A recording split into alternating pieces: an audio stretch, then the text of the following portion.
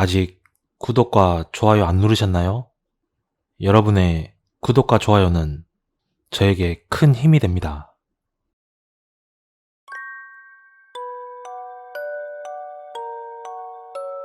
첫 번째 이야기는 쿠니사와 이세이의 실화를 바탕으로 구성되었습니다. 쿠니사와의 후배인 타케다가 집을 이사하게 되었다. 8세대가 사는 조그만 2층짜리 연립주택이었는데 방세도 싸고 역과 가깝고 신축 건물이다 보니 깨끗해서 나무랄 데가 없었다. 그리고 가장 마음에 든 것은 타케다가 쓰게 된 집은 203호였는데 옆집인 202호에 타케다의 이상형인 예쁜 여자가 살고 있어서 출퇴근할 때 마주치면 간단한 인사를 나누는 것만으로도 좋았다.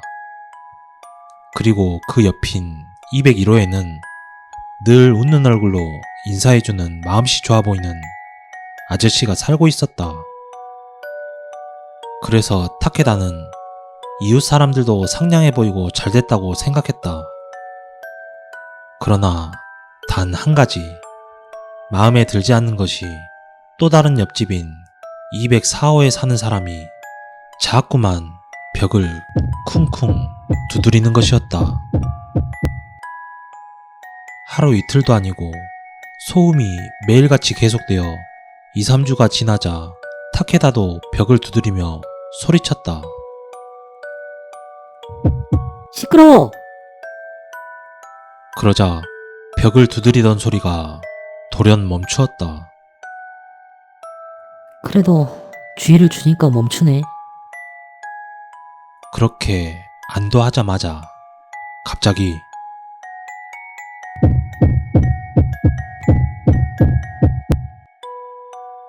두드리는 소리가 더욱 강해졌다.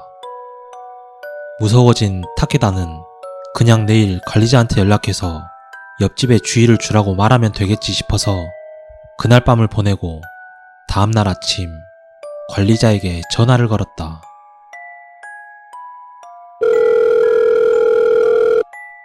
(203호에) 사는 타케다인데요. 204호 사람이 벽을 너무 두드려서 시끄러운데 주의를 좀 주시지 않겠습니까? 타케다가 관리자에게 말했다. 그러자 관리자는 이렇게 말했다. 타케다 씨, 죄송합니다만 그곳엔 타케다 씨 이외에는 아무도 살고 있지 않습니다. 그 이야기를 들은 타케다는 무서워져서 바로 그 집을 나와 이사를 했다. 그래도 그 집에 대해 궁금했던 타케다는 그곳에 대해 알아봤는데 그 연립주택이 지어지기 전에 그곳에는 주차장이 있었다고 한다. 그리고 그 주차장이 있기 전에는 지금과 같이 8세대가 사는 연립주택이 있었다고 한다. 그런데 그 연립주택의 1층에서 불이 나는 바람에 2층 사람들이 전원 사망을 했다고 한다. 어쩌면 그 204호의 사람은 방에서 미쳐 나오지 못하고 계속 벽을 두드리고 있었던 게 아닐까?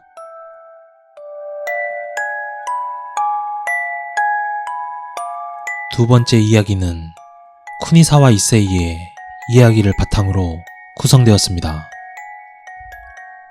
오사카에서 자취를 할 당시에 여자친구와 함께 살고 있었던 쿠니사와의 여자친구는 소위 영감이 강한 체질이었다. 여자친구의 영향인지 쿠니사와도 당시에는 영혼을 보는 일이 종종 있었는데 그때 살던 집이 영도, 즉 영혼이 지나다니는 길에 위치했다고 한다. 그래서인지 TV가 저절로 켜지거나 건드리지 않아도 저절로 채널이 돌아가거나 하는 일이 종종 있었다. 그렇게 어느 날은 누워 자고 있었는데 어디선가 스윽스윽 하는 무언가 질질 끄는 소리가 들렸다.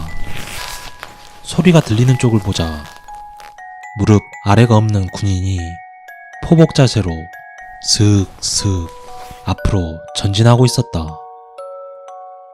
이런 일이 일상 다반사가 된 쿠니사와였지만 그 중에서도 인상에 남았던 일이 있었다.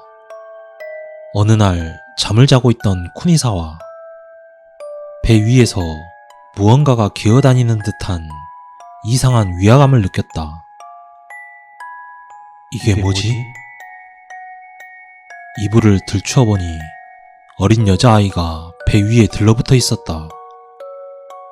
놀란 쿠니사와가 이불을 빠져나와 다시 한번 확인해보자 이불 속에 있던 여자아이는 사라졌다. 쿠니사와는 헛것을 봤나보다 하고 자신을 안심시켰다.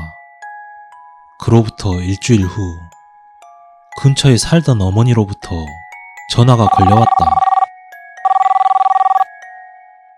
할아버지의 일주기가 되어 위패를 절에 가져가야 하는데 깜빡하고 위패를 집에 두고 왔으니 대신 집에 가서 위패에 쓰여있는 법명을 읽어달라는 것이었다. 별로 어려운 부탁도 아니었기에 쿠니사와는 집에 가서 위패를 읽으려 했으나 한자를 어떻게 읽는지 몰랐기에 위패를 사진으로 찍어 어머니의 휴대전화에 전송했다. 그러자 바로 어머니에게서 전화가 걸려왔다. 사진에 찍혀있는 그 여자애는 누구야? 쿠니사와가 사진을 확인해보자 사진에 찍힌 그 여자아이는 일주일 전에 자신의 배 위에 있던 그 여자아이였다. 신경이 쓰인 쿠니사와는 유명하다는 영매사를 찾아가 봤는데 나쁜 영이 아니라 돌아가신 외할머니가 지켜주시는 거라고 했다.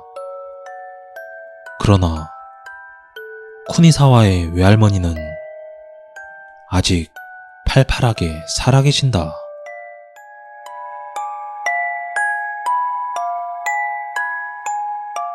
세 번째 이야기는 후지와라 카즈히로의 이야기를 바탕으로 구성되었습니다. 나라현 출신인 후지와라가 오사카에서 혼자 살게 되었다. 오사카 미나미에서 도보로 5분 거리에 있는 곳이 방값도 싸고 아파트가 아닌 맨션이었다. 그렇게 아무 일 없이 편안하게 생활하던 중 어느 날 침대에 누워있는데 방 안 테이블 위에 올려놓은 잡지가 스르륵 넘어갔다. 후지와라는 기분 탓이겠지 하며 그날은 그대로 잠을 잤다. 그리고 어느 날 방에 누워있는데 갑자기 TV가 켜졌다. 그리고 또 어떤 날은 갑자기 욕실 샤워기가 틀어져 물이 쏟아지기도 했다. 이렇게 기이한 현상이 몇 번이고 일어나자 이 방에 뭔가가 있나 보다라고 생각하던 후지와라. 그러던 중 어느 날 친구 몇 명과 모임을 하고 2차를 가려고 하는데 돈도 많지 않고 그냥 다들 후지와라의 집에 가게 되었다. 그런데 후지와라의 맨션 앞에 다다르자 일행 중 한 명의 여자가 이 맨션은 절대로 들어가기 싫다고 하는 것이었다. 후지와라는 짚히는 것이 있어 너 혹시 영감이 있냐고 묻자 그 여자는 영감이 몹시 강한 체질이라고 했다. 그래서 후지와라는 제발 내 방에 가서 뭐가 있는지 좀 봐달라고 부탁하여 함께 방으로 가게 되었다.